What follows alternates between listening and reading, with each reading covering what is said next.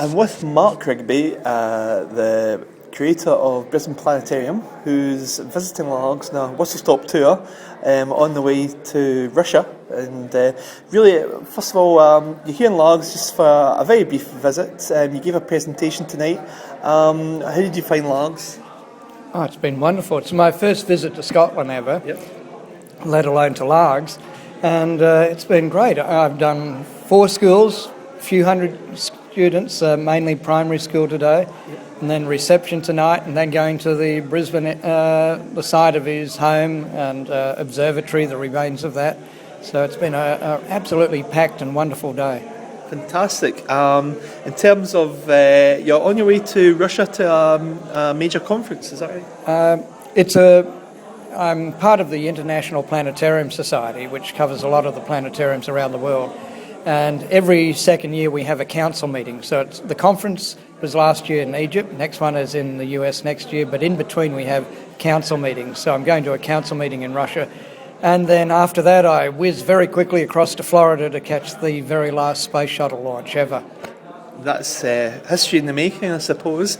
In terms of one of the things you were speaking about when you were addressing the locals there at presentation at St Columba's Heritage Centre was your favourite astronomical sites. You mentioned, I think it was Saturn, and you also spoke about back in the 1960s now when you actually saw the rocket heading to the moon. Well, these days you hear a lot of people doubting that people went to the moon. But although I never saw a Saturn V launch from Florida, I saw a Saturn 1B, a smaller vehicle, later. But I did see something that even less people managed to see back in those days. So in May of 1969, the rehearsal mission for the first lunar landing, the rehearsal mission was Apollo 10, and they'd go into orbit around the Earth, check out their systems, and then they'd fire up the third stage of the rocket, and that would boost them, bring up their speed so they actually set off to the moon. And that particular rocket burn I heard was going to happen over Queensland partly. So it wasn't really publicised that much, but I got up early in the morning and went outside and was listening to the radio. I thought, will I see it? Well, that particular rocket burn lasted about 5.5 minutes, and about 2 minutes into that rocket burn, this bright object appeared coming over the horizon, and for the next 2 minutes, I actually watched as this upper stage of a Saturn V propelled these 3 astronauts on their way to the moon, and that was one of the great thrills, because few people saw what they called a TLI burn. So, that was rarer than to actually see a Saturn V launch from Florida.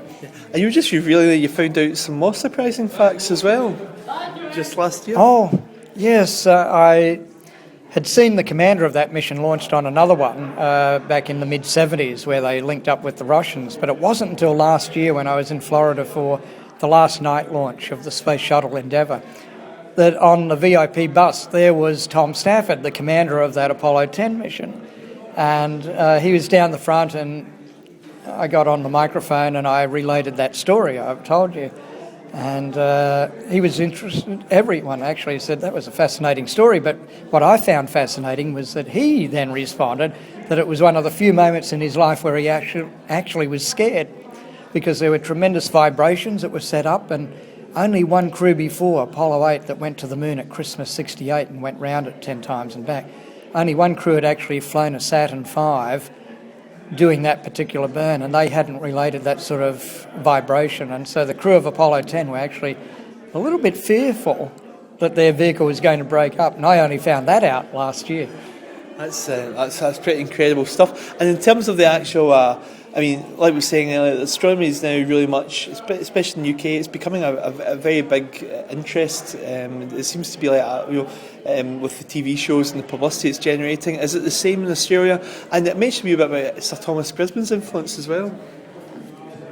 Well, astronomy, interesting thing actually, getting off the topic slightly, but I was in Russia a few years ago for an eclipse. I chased total solar eclipses too, like Easter Island, Siberia, Libya.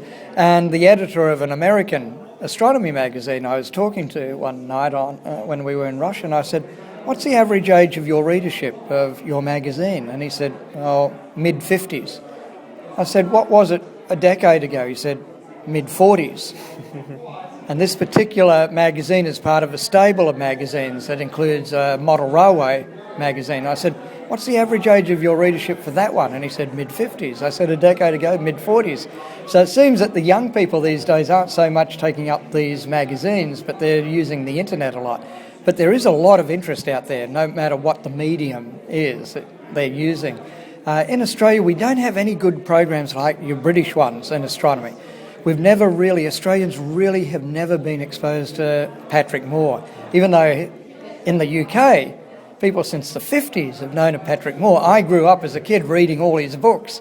To me, I knew Patrick Moore, but in Australia, we didn't really know of Patrick. I guess the one we did know of in the 80s generally was Carl Sagan, the late Carl Sagan, American astronomer.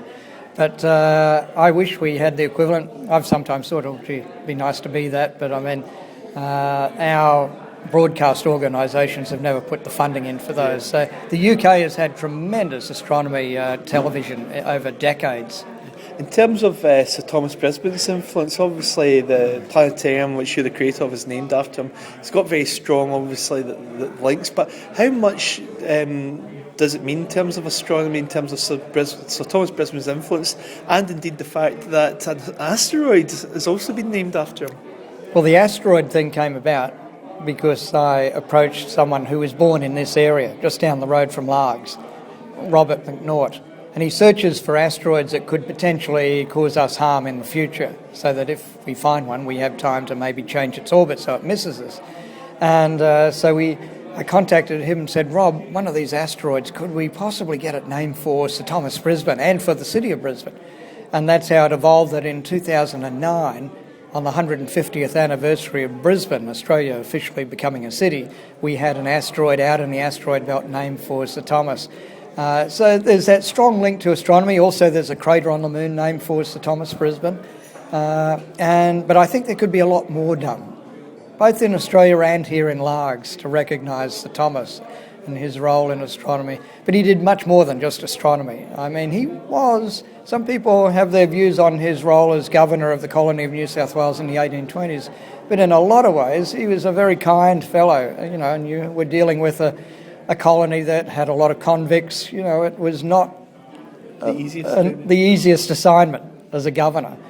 But I think personally, from my reading, that he did a good job bringing in reforms and things like that. And I'd like to see more recognition of him even back here in LARGS, and preservation of things that he had built here in this area. But of course, it's up to the people of LARGS and Scotland to